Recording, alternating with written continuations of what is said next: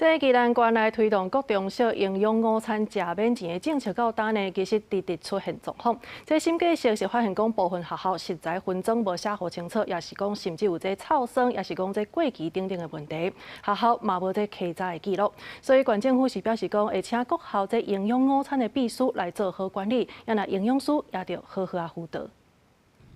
学生中昼食饭，外界加重视食品安全。暗过宜兰县为推动各中小免费营养午餐政策了后，问题都真多。新计划调查就发现，部分学校分装食材无标示名字，甚至有变质过期，冷藏库温度超标这个缺点，甚至有学校2年无附稽查记录，自主管理无落实。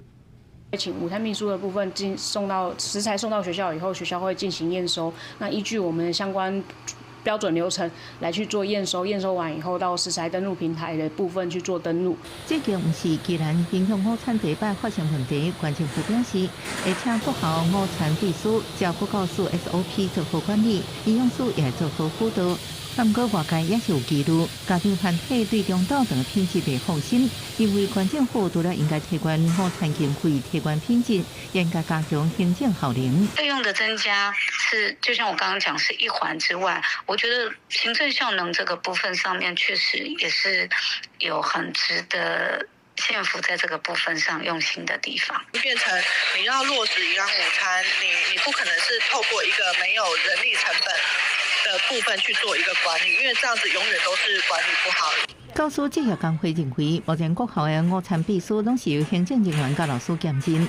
不过管理营养午餐是专业工作，县政府应该补充营养师等专业人力。县政府表示，目前营养午餐每一个学生每顿费用是45块，未来是不是提高到50块，要搁评估。另外，各校午餐专业工作包含开菜单、营养教育等，拢有专业的营养师负责。老师甲行政人员该来做行政工作，未做专业的工作。记者综合报道。